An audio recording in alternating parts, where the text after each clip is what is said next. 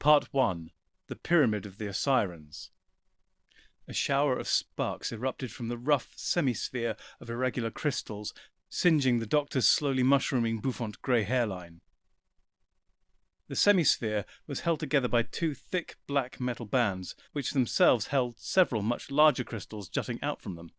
The larger crystals now glowed and flickered with an inner light, as some form of impossible quantum processing took place. The doctor lay flat in dull grey sand as energy bolts flew overhead, whilst he feverishly probed the semi-sphere with his sonic screwdriver.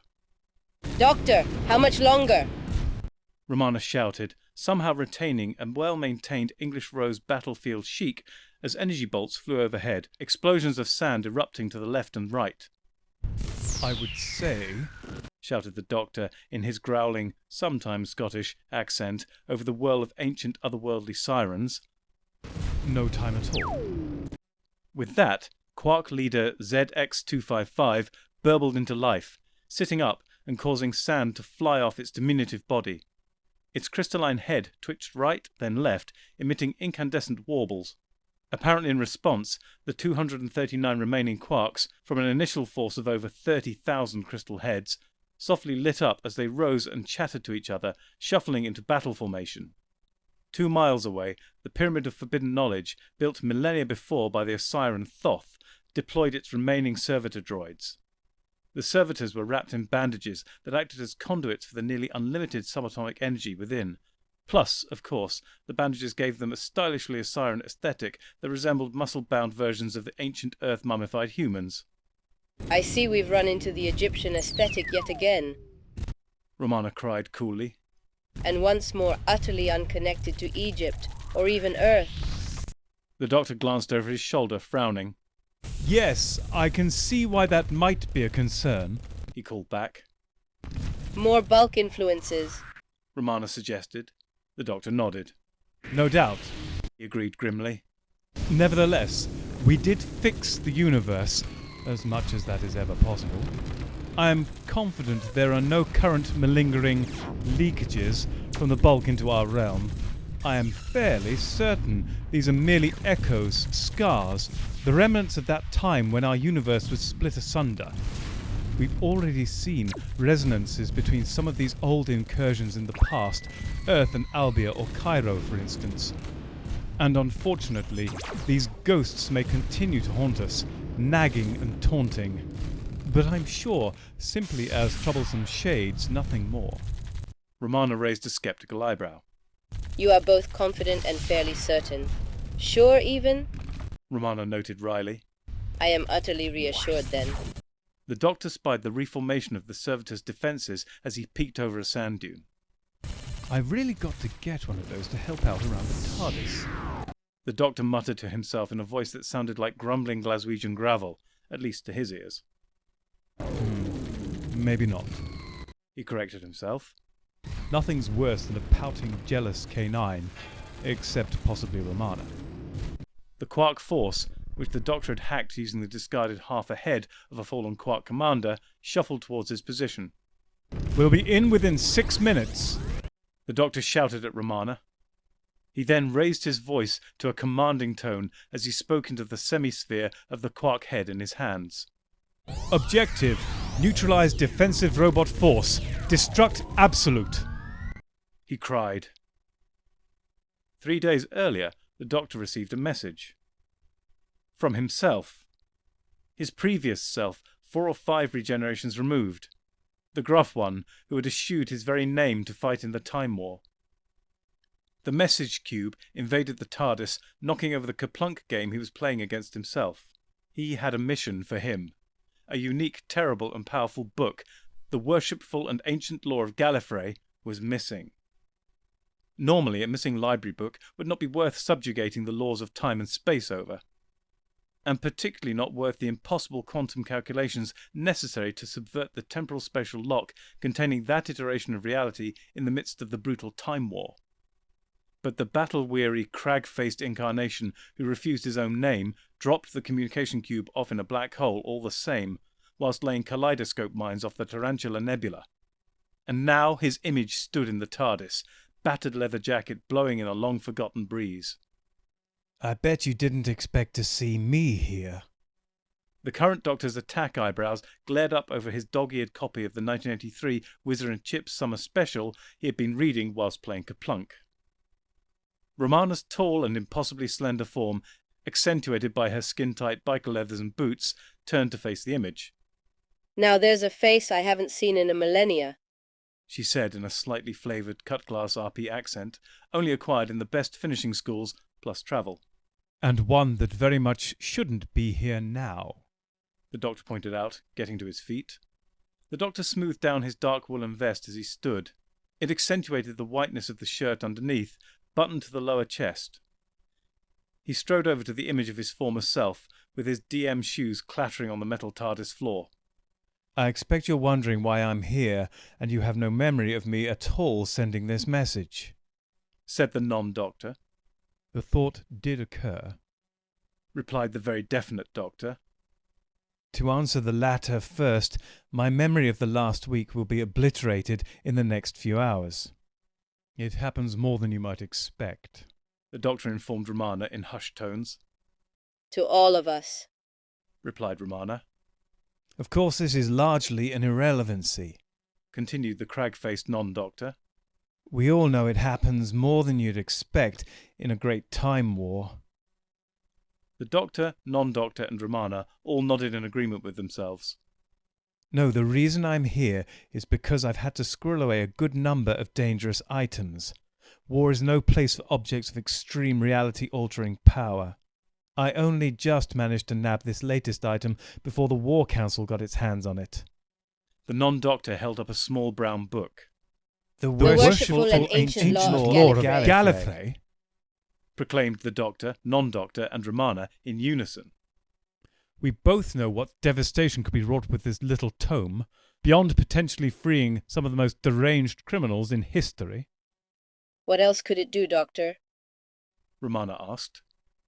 Amongst other things, it can alter the Eye of Harmony to recode the genetic makeup of the Time Lords. Or the Daleks, or Thals, or any species at all, interjected the non-Doctor. It should be safe for quite some time after the Time War, but nothing lasts forever. I've set this message to travel ahead on probable temporal vectors to intersect with myself, if anything survives this madness. I broke the book into 3 segments. He's key to timing it, exclaimed the Doctor excitedly. Oh, I love a good quest, Romana admitted gleefully. Yes, I'm key to timing it, and I know how much we all love a good quest, said the non-Doctor, unable to dampen a small smile and twinkle. I'll leave you with coordinates of the pieces coded into the console. Must dash, I'm afraid. I have an appointment with Destiny. With that, incandescent energy started to swirl around the image, building to a crescendo of light before abruptly vanishing altogether. In its place, a new crystalline control appeared in the TARDIS console. The Doctor looked up at Romana and grinned like an excited child on Christmas morning. Romana grinned back. In unison, they both threw on their jackets. The Doctor grabbed that of his snazzy black 80s suit with its shocking red interior, whilst Romana opted for her usual biker apparel. In a fluid movement, the Doctor pushed a large metal lever, and the new crystal control glowed as the time rotor wheezed and groaned into life. Not long after, the final Osiris servitor exploded into flames as the Doctor, Romana, and 6 remaining quarks entered the pyramid. With another small explosion, the Doctor disabled the final security lattice, and an ancient stone door wheezed upward for the first time in tens of thousands of years. At the far end of the pyramid, the Doctor saw the third of the book he was after, suspended in a shaft of light, flanked by 2 Osiris servitor droids. The doctor laughed in triumph and delight, but the delight proved short-lived. The ancient and undisturbed dust began to swirl around them as the temporal physics of the pyramid's interior started to be violated. A familiar wheezing groaning sound filled the room, and next to the shaft of light, an ornate Egyptian humanoid sarcophagus started to materialize, its eyes glowing with lights that brightened and dimmed with that same asthmatic cacophony.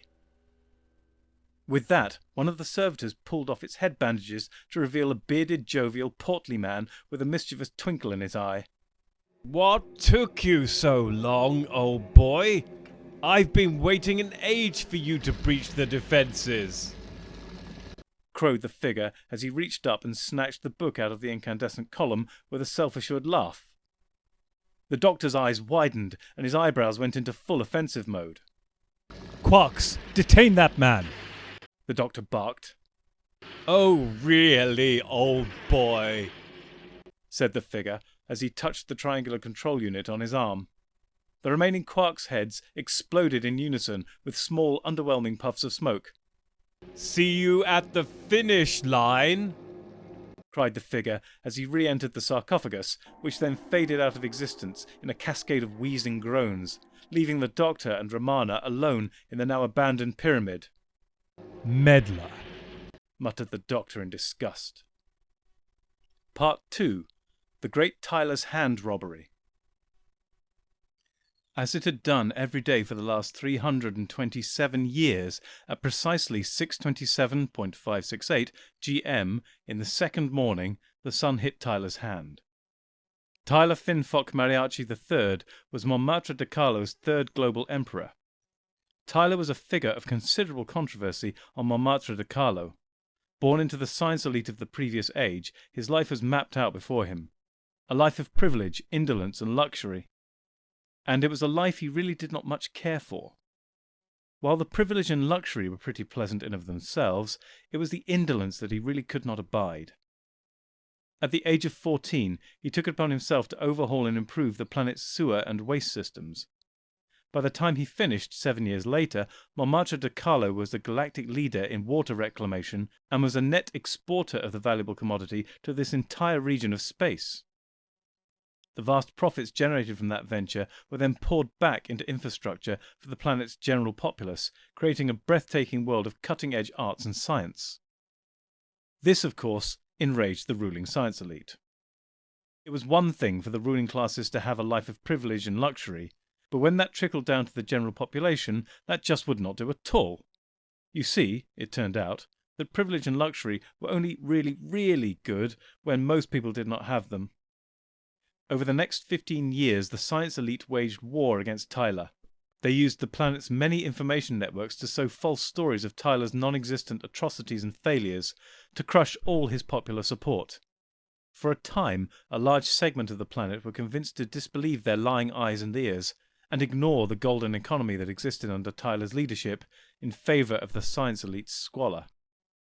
But finally the revolution came. The old guard were put to death to the cheering applause of the crowds, and Tyler was installed as emperor. And that is when Tyler's Hand began construction.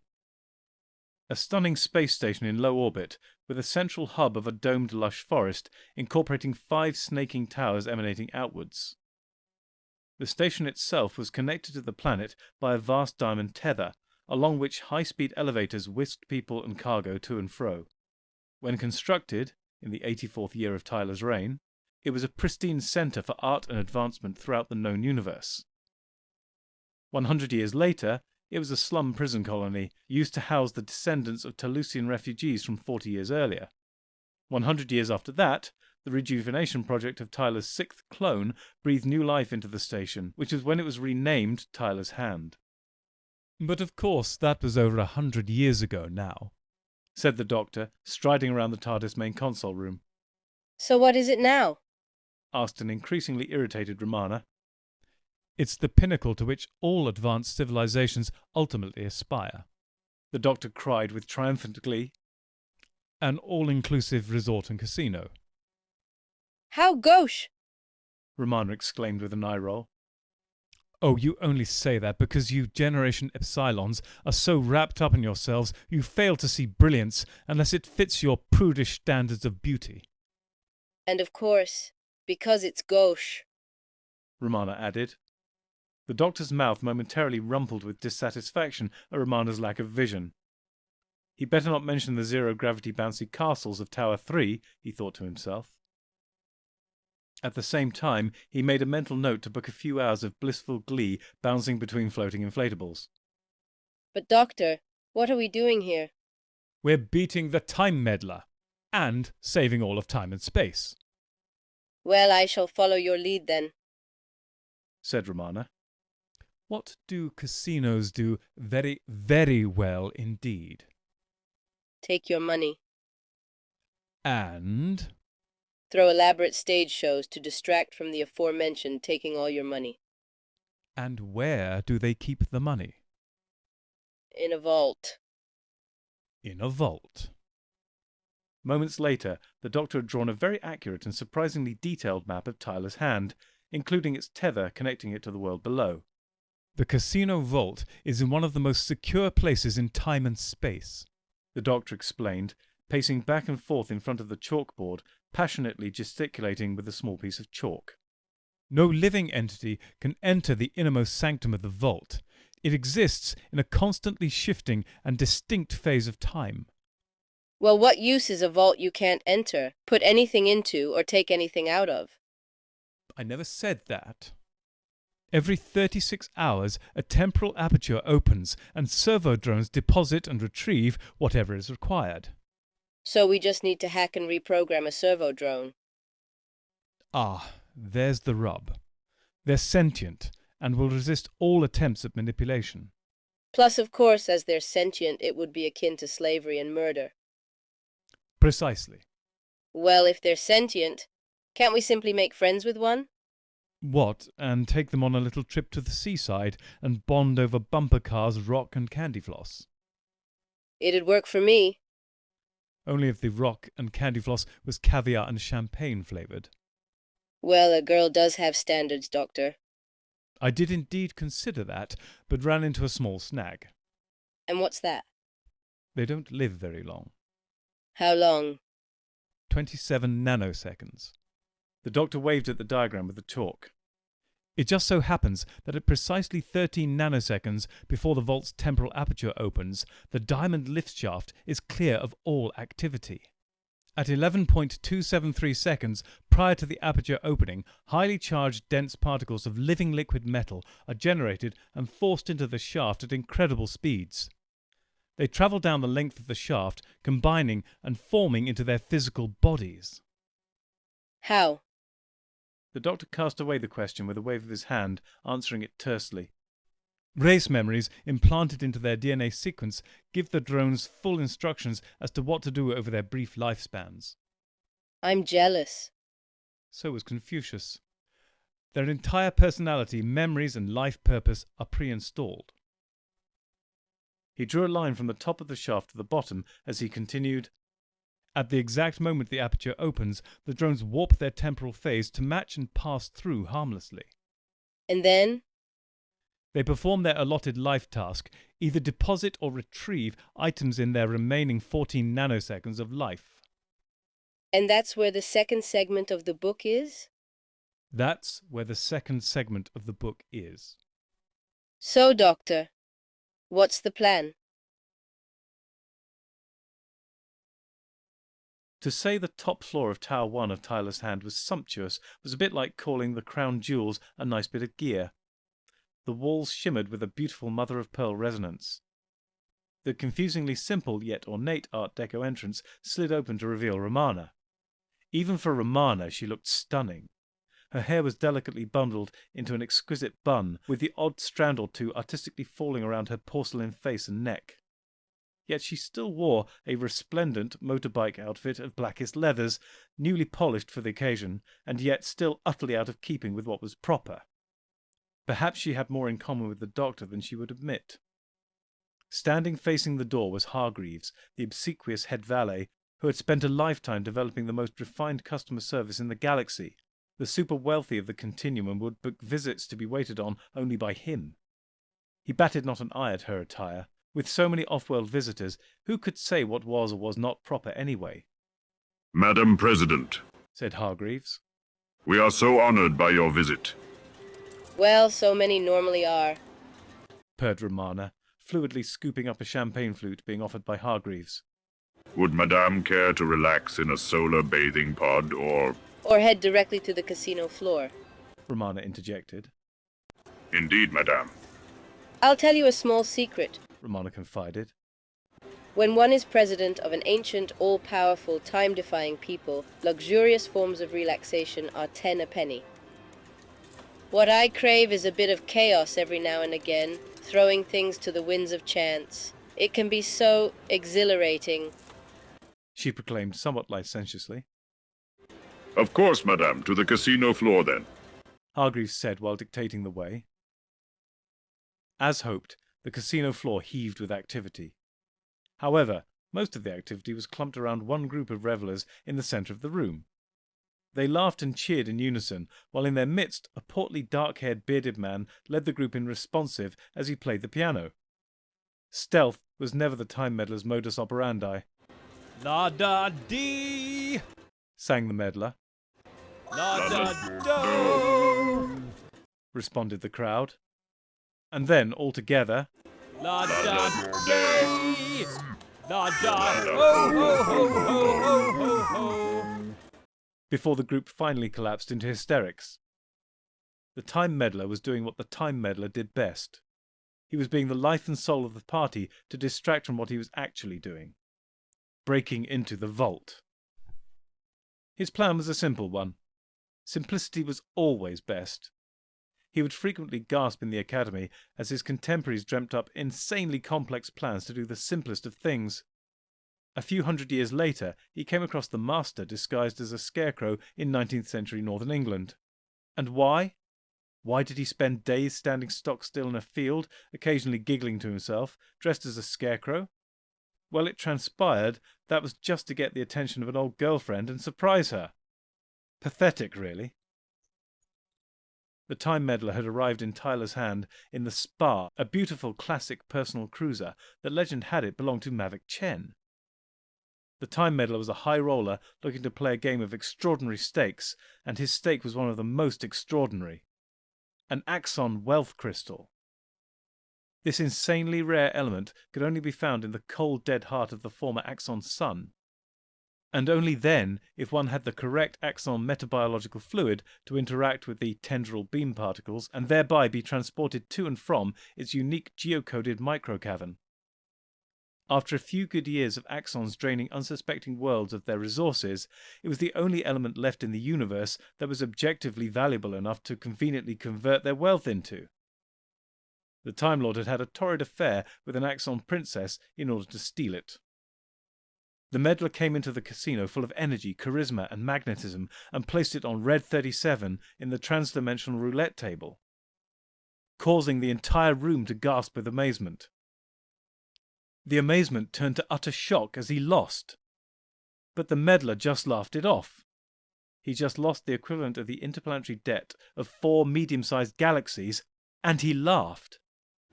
Easy come, easy go, old boy, smirked the meddler. In truth, his affair with the Axon princess was not really to steal the crystal. He had grown very fond of those tendrils and only decided to steal the crystal as he left, after discovering her in bed with a Rutan. He stayed, played more, and generally whipped up the party at the centre of the room, which was in full swing as Romana entered. Seeing the time meddler, Romana turned away to one of the temporal craps tables. The meddler felt the hairs on the back of his neck standing up as she entered, but did not turn around.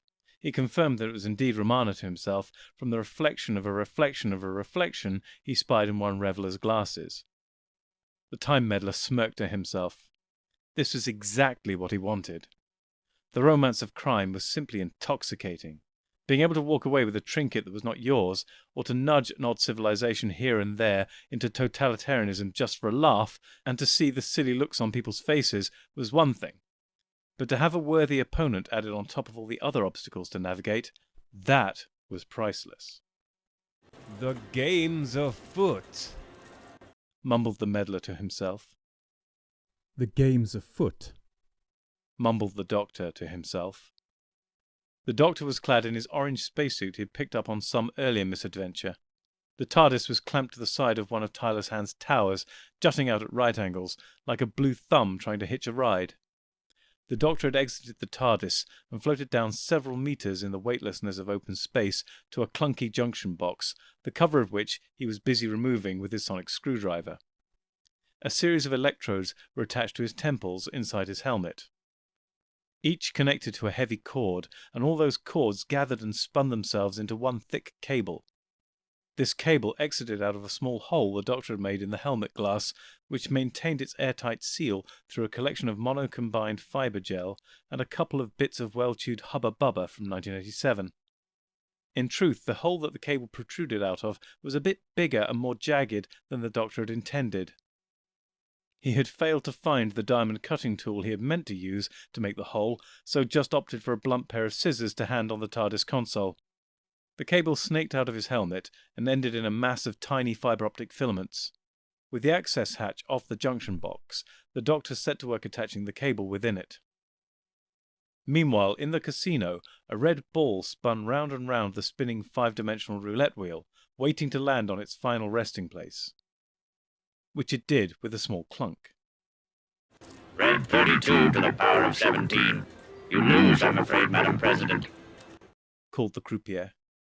Romana smiled graciously. The house always wins. How exquisitely erudite. Breathed Hargreaves as he deposited the elegant time ring she had wagered into a safe deposit box for transportation to the vault. Outside, in the cold vacuum of space, the Doctor floated with legs crossed in the lotus position. He was upside down relative to the open junction box, tethered in place by the cable from his helmet. Contact!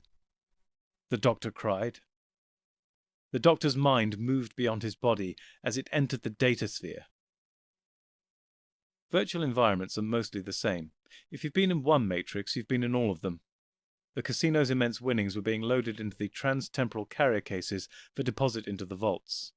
Sitting prominently amongst them was Romana's time ring and the meddler's Axon wealth crystal. The Doctor's mind hacked the mainframe intelligence, engaging it with conversation over the hidden virtues of service, whilst simultaneously challenging it to a kerplunk deathmatch. But all that was just a distraction. While it was going on, the Doctor was embedding a new servo-drone embryo template. Meanwhile, the container of Casino's winnings whooshed down its holding tube en route for the vault, due to arrive in 29 nanoseconds. 28. 27. 26. The vault aperture started to open. 25. 24. Liquid metal sprayed down the lift shaft. 23.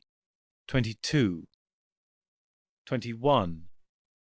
The amorphous metallic slurry started to form into servo-drone bodies, bodies remarkably different from the norm, bodies with attack eyebrows. 20. 19. 18. An army of Doctor-shaped servo-drones charged down the diamond shaft, carrying the items for the vault. 17. 16. Steely-eyed concentration and determination emanated from the servo-drone Doctor's intense eyes. 15.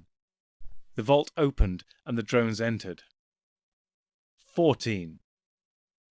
It was then that the Time Meddler's plan snapped into action. From the heart of the Axon wealth crystal leapt a small guerrilla force of semi-corporeal meddlers. 13.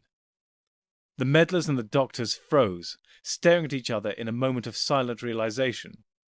Then they descended into a melee of unarmed combat. The servo-drone Doctors favouring Venusian Aikido, whilst the semi-corporeal meddlers opted for a more brutish ice warrior Bartitsu. 12. 11.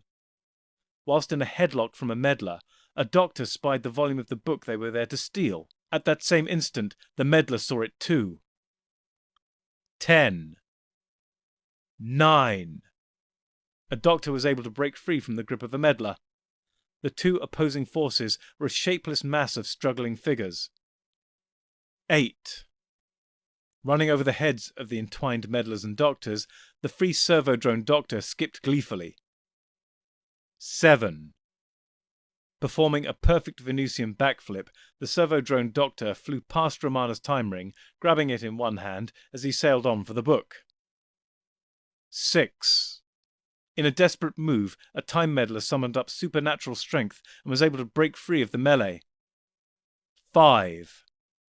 Both the doctor and the meddler flew through the air, eagerly reaching out for the book. 4. 3. 2.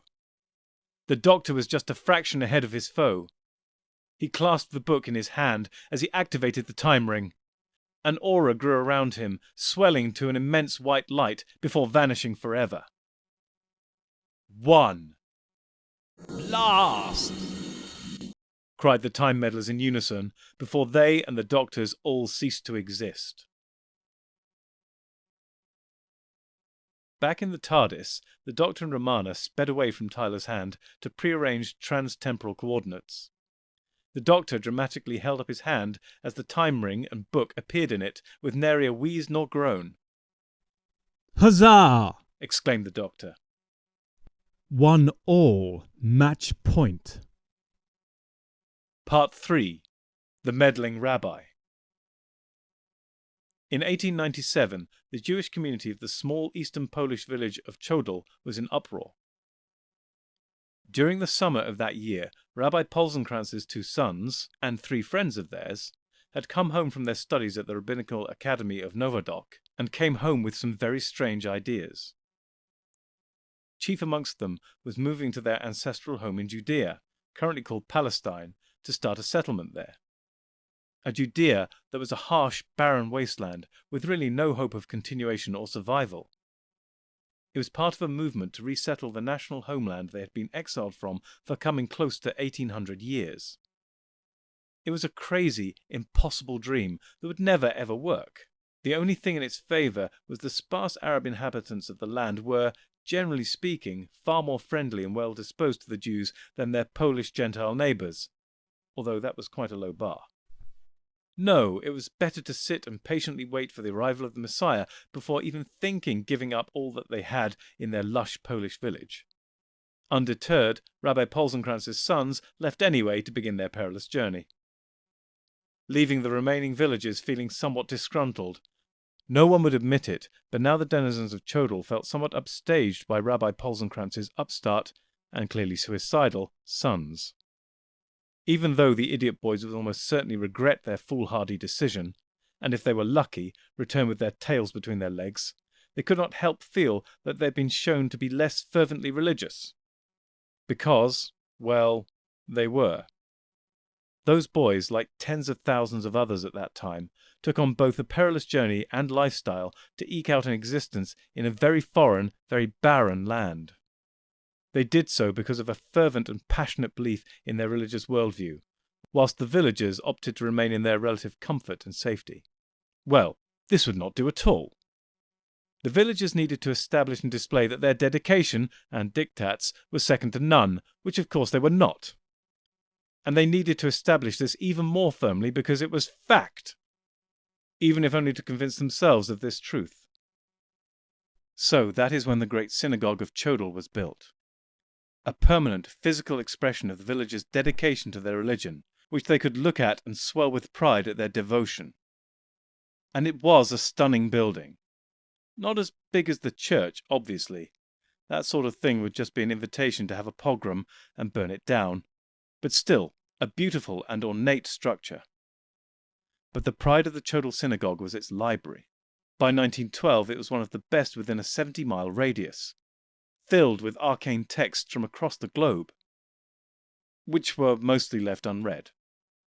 But the point was having these volumes far more than actually reading them.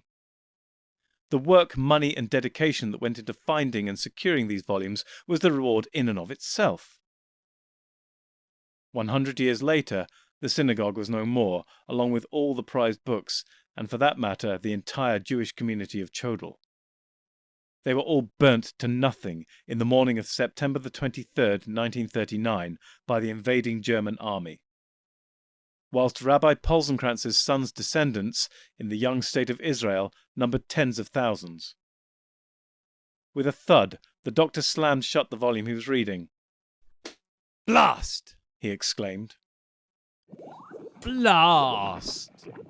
exclaimed the time meddler, slamming shut a volume of Polish history, sitting in an ornate leather chair deep in his TARDIS, completely unaware of his symmetry with his opponent. What seems to be the problem? Romana asked in the doctor's TARDIS. "I found the third section of the book." That would normally be considered good news, wouldn't it, Doctor? she inquired. "Indeed, normally it would be. It's well hidden in what you might describe as a hard-to-reach spot." Moments earlier, the time meddler frowned in his TARDIS's laboratory, the Gothic one he preferred, filled with quite useless plasmaspheres, electron pylons, large metal levers and switches. He had fashioned this lab after the 1930s Frankenstein movie, which always made him roar with laughter, and he just loved pottering around in there. But not today, though. He had used his section of the book, along with the space-time coordinates of the Doctor's second section, to triangulate the location of the third, final section. And found it. Yes. Earth, of course. Europe, 19... Oh dear. The time meddler froze whilst looking at the readings displaying themselves in holographic form. Oh dear, oh dear, oh dear. He confirmed to himself. Well, maybe it won't be that bad. He then said, hopefully. It can't be that bad. Romana assured the doctor in his TARDIS. It was far worse than you could possibly imagine. Where's the best place to hide a book? A library. Indeed, a library. But what we're looking for is a trans-temporal complex space-time event masquerading as a book, so it's hidden in a library in a unique moat of space-time. How unique. It exists for 7 minutes. Again, not sounding insurmountable. Romana retorted. 7 minutes! exclaimed the time meddler, while poring over intricate time charts laid out in his Gothic lab. 7 minutes in the synagogue of Chodl. Really? This is just not on. It winks into existence at 11:51 a.m. in the synagogue of Chodl, and by 11:58 a.m. it's consumed by fire. A fire that destroys the building and everything in it, explained the doctor. So why don't we just pop in, grab it and pop out again? Romana suggested. Because one of the things in the synagogue of Chodl is the 772 Jewish inhabitants of the village of Chodl, said the doctor flatly, masking his emotion. What filthy animals these humans can be, mused the time meddler in unrestrained disgust as he pored through a pile of records. The doctor cleaned the blackboard in his TARDIS and elaborated. The Nazi invasion of Europe came in 2 waves. The front lines, which were far in advance of and more organized than their later counterparts, would blitzkrieg and take out any military resistance. Wave 2 was the SS, normally an hour or so behind. In the event of the first wave meeting any serious resistance, which seldom happened, the SS would be available to reinforce the first wave troops. But that wasn't their main task. Their primary purpose was establishing Nazi civilian control, which included cataloguing and often... The doctor paused as his face contorted into an expression of unreserved revulsion. liquidating the Jewish population, he concluded grimly. As he talked, the doctor sketched out military movements on the blackboard. Fortunately, the front lines moved too quickly for the SS to really take too much notice of terrified Jews, but the village of Chodl wasn't so lucky. A lead panzer tank in the first wave broke its main axle when 3rd Lieutenant Joseph Schatt absent-mindedly dropped a hand grenade in the tank's path and it rolled over it. The official reports put it down to Polish resistance. This caused a delay of 3 hours in the advance, 3 hours where the SS found themselves in the village of Chodl. What happened? 23 were killed in the beatings that followed. Those that survived were rounded up and put in the synagogue and barricaded in there. And? That's when they burnt it down. 772 men, women, and children. Again the doctor paused, his eyes glistening. Children. 113 children. Huddled together, crying and screaming, burnt to death for the amusement of the SS troops outside. Well, I for one will not be standing for this, the Time Meddler declared, cross-legged and creating a psychic message in a neat, glowing, self-assembling cube. Well, we have quite a bit of room in here. Romana pointed out. We'll just materialize when everyone is boarded in and invite them into the TARDIS for a nice cup of tea. Quickly pick up the book, then drop off the villagers somewhere safe. No one will be any the wiser. Great plan. But it's a fixed point in time. The SS troops heard the screams and cries, and most were affected by it. The bones of the dead are on record, and they themselves carve new directions in the flow of time. And I can't do it, Romana. I can't. I just can't saunter in, say terribly sorry for your loss, but I'm only hopping in for a book. I can't do it. I can't look all those people in the face and ignore them. Ignore this inhumanity, this evil. Which is why it was placed there, wasn't it? The doctor nodded silently. And that was when there came a great clanging at the door of the TARDIS. And then another. And another. The doctor and Romana looked at each other quizzically. Together they both went to the TARDIS doors and opened them. They were knocked off their feet by a tiny flying cube. The cube neatly unfolded and opened, bathing the two Time Lords in a golden light. The doctor's eyebrows furrowed as he struggled to understand all the nuances and complexities of the message, then relaxed as the full meaning of everything dawned on him. His eyes and the rest of his face morphed into a huge smile, and he laughed in a way he had been unable to for several lifetimes. Moshi Lipkowitz was the last person to be found in his hiding spot in the barn of his Gentile neighbour, Oscar Zlat. It was a plan the two friends had hatched weeks earlier for if the worst came to the worst. They were sure it would succeed. It lasted 84 minutes and resulted in Oscar receiving a brutal black eye, while Moshi was thrown into the synagogue with the rest of the screaming Jewish inhabitants of Chodal. Doors from the now empty Jewish houses were torn off their hinges and used to board up the synagogue. Sarah Valtz screamed with terror as a strange wind started to blow around the building's interior, and an ornate cupboard started to materialize with a strange wheezing groaning sound. It was called an Aron HaKodesh, used to house the large Old Testament Bible scrolls used in religious services. They did not usually fade noisily in and out of existence. The image of the Ten Commandment tablets on the front of the cupboard seemed to glow and fade in time with the rasping noises. This strange new visage stunned some into silence, whilst the screams and cries continued from others. When the new cupboard was fully materialized, the doors opened with a hum, and out walked the Time Meddler. Although Rabbi would have been a far better title. He was dressed in the finest Polish nobleman regalia of the previous century, which had become the traditional vestments of rabbis of this location and era. A thick black and delicately embroidered jacket, above pristine white stockings, shiny black leather shoes, and a huge traditional fur hat called a striemel. Shalom Alachem! Boomed the Time Meddler to the astonished and confused Jews of Chodal.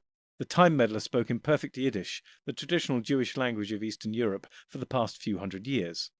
My friends, I bring glad tidings, He began.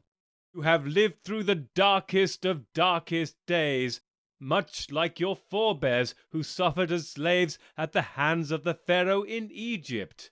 And like them, you will experience a magical and miraculous exodus. But some level of subterfuge will be needed. As he finished, a second familiar wheezing groaning began to fill the air as the doctor's TARDIS eased into being. Be calm, be calm, cried the time meddler at the alarmed villagers as the doctor strode out wheeling a large black device. It was not dissimilar to a fake snow machine, with a large coiled black hose emanating from it. It rested in an unlikely Woolworths shopping trolley from 1978. This is my good and faithful friend of millennia, the Doctor. And as always, he's here to help," chuckled the time meddler. The Doctor wheeled the shopping trolley towards the time meddler and his TARDIS, holding him in a steely gaze. But he could not quite hide a discernible twinkle of delight. His lips twitched nervously as they resisted the urge to smile. "My good and faithful friend of millennia," repeated the Doctor in a whisper. "I have missed you so." "As I have missed you," said the time meddler. "More than you can know. Although I understand you recently bumped into an earlier me," the time meddler added inquisitively. "The Irish one with the grey hair," muttered the Doctor. The time meddler let out a laugh of sheer delight. "Yet for me, this is the first time we've met since, well, before the war. Dark, awful times." "Indeed, but we must make haste to extract these poor wretches from their own dark, awful times." The Doctor set about attaching wires from his shopping trolley-borne machine to the arched doorway of the time meddler's TARDIS. As he did so, the time meddler turned to the bemused crowd of villagers and addressed them. "Ladies and gentlemen, please step through the threshold of my magic cabinet. There is room aplenty inside, and in your honor I've laid on a magnificent spread. We have excellent hot borscht waiting for you, a particularly fine array of herring and stuffed cabbage that I don't mind telling you I'm more than a little proud of. But quick, make haste, our time is limited." Romana now exited the Doctor's TARDIS. In her hand was a tray of small elegant glasses filled with Krupnik, an old Polish liqueur. "No, you can't come, Canine," Romana hissed exasperatedly. "The people are quite discombobulated enough without having to contend with a robot dog from their distant future." She started handing out the beverages and ushering people into the time meddler's vehicle. One by one, the shell-shocked villagers started boarding that TARDIS. As they did, the doorway mantle lit up and glowed with radiating energy as each person crossed the threshold. As the synagogue started to empty out, the Doctor took a large black rubbery hose from his machine and started spraying a thick viscous substance, about the same consistency as fresh wet cement, over the floor. This formed thick snakes of the material. From outside the synagogue there was a whoomph sound, and suddenly flames could be seen from the few cracks in the boarded-up windows, bringing with it involuntary screams of terror from the remaining villagers. "Be calm! Be calm!" cried the Doctor in Yiddish, contorting his face into the best impression of a comforting smile. "All will be well," he reassured them.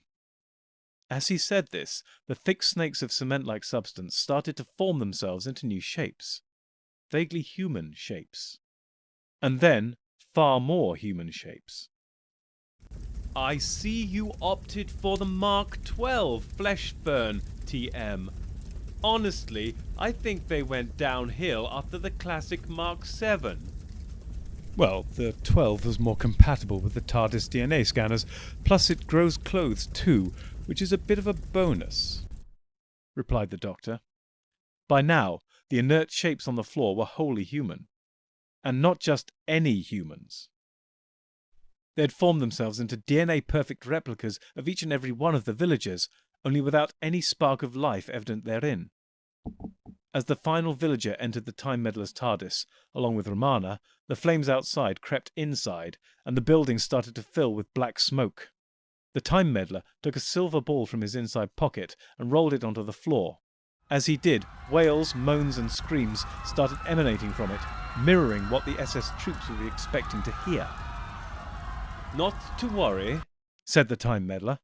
"It's a cheap Norwegian knockoff. It'll burn to a crisp in a jiffy. Only a few minutes to go." said the doctor, as he and the time meddler started to look all around the rapidly burning synagogue, both trying to locate something with every sensory perception. In unison, they looked at the same spot on the shelf of books. There! They both exclaimed as flames engulfed the ceiling and started to work their way down the walls. As one, they both put their hands on what they were looking for. The final third of the only copy of the Worshipful and Ancient Law of Gallifrey in existence. The two stopped, their hands still on the book, and they stared at each other. Then, together, they both removed their hand from the book. You take it, said the doctor. No, you, said the meddler. After all, I have Romana. We'll meet you at the rendezvous. Will we? Asked the doctor, fixing the time meddler with a distrustful gaze. The time meddler roared with laughter as he sauntered towards his TARDIS. He stopped as he entered and looked back at the doctor. Really, Doctor, you must have a little faith. Take it from a man of the cloth. And with that, he entered his time ship. The familiar wheezing groaning again filled the room as it dematerialized. The doctor relaxed slightly and allowed himself a smile as the warmth of a long-abandoned friendship rekindled in his heart. But he was shaken from his reverie almost immediately as the central roof mantle collapsed in flames onto the floor next to him, engulfing the room in an inferno. The doctor grabbed the book and darted to his TARDIS, avoiding the falling burning wreckage. He let through the door and slammed it shut as the roof collapsed in flames, burying his well-worn space-time capsule. With a fluid movement, he tossed the large metal control, activating the central time rotor. It wheezed and groaned as the light rods contained within it started to undulate up and down. Large discs near the top of the rotor, covered in Gallifreyan runes, span as the TARDIS entered the vortex. The doctor looked down at the book and smiled. There was a clunk and a shudder of a slightly rough temporal landing. The doctor had arrived. But was he alone, or was the time meddler good for his word? The doctor looked down nervously, unable to voice the fear that he'd been betrayed and the time meddler gone. That fear grew and grew, rooting him to the spot. Eventually, the doctor summoned up the courage to find out and cautiously walked to the TARDIS doors. He took a breath and opened them. The console room flooded with warmth, revelry, and love of life. The doctor exited the TARDIS into a warm evening near Tel Aviv in late May 1948 and walked into a party. People held hands and danced horrors joyously in circles to loud polka music. The people were bruised and bloodied, yet filled with the sheer joy of being alive. The doctor looked on, taking in the waves of happiness that emanated from the dancing crowds. They should all be dead, of course, came the meddler's voice from behind the doctor. Not the first time, replied the doctor. The British plan was to arm and fortify their Arab opponents, then wait as they, how shall we say, liquidated their Jewish refugee problem. The doctor gave a wry smile. So you've finally abandoned your love of the British Isles and your obsession with their populace. The time meddler frowned as the gentle needles found their mark. That was a very long time ago. Time changes people, usually, he said pointedly. And sometimes even for the better. The doctor returned with a raised eyebrow. Then he gesticulated to the gathered revellers.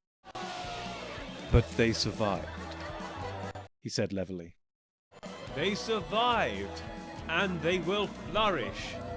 They'll turn the deserts green and make this land bloom, said the time meddler, still dressed as the rabbi, still fully immersed in his new persona. And one day they'll make peace.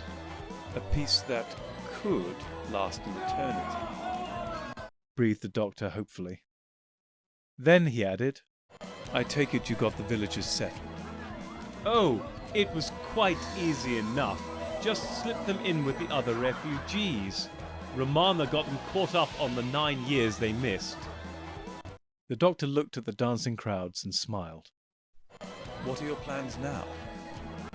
He asked the time meddler. Oh, I hadn't really given it much thought.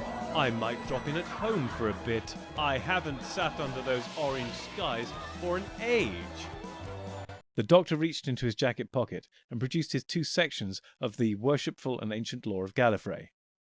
Drop these off for me, would you? Of course, old boy.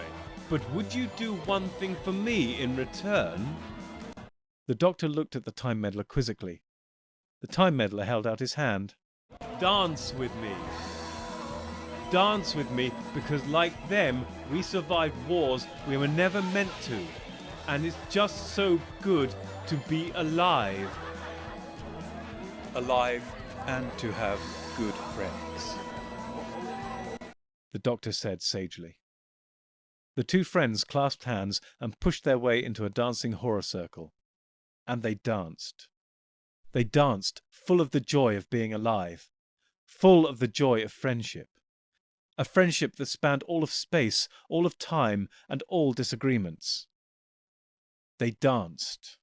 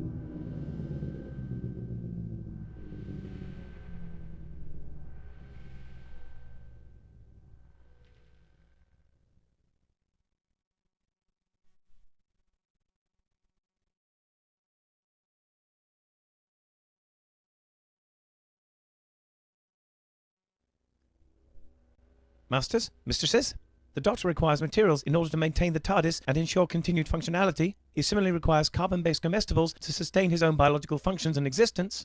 Master would never say this, but he requires aid beyond that supplied by this unit in order to acquire these. To aid the Doctor in his various tasks and creations, this can be most effectively achieved via Patreon or Substack subscriptions, or through donations directly to PayPal.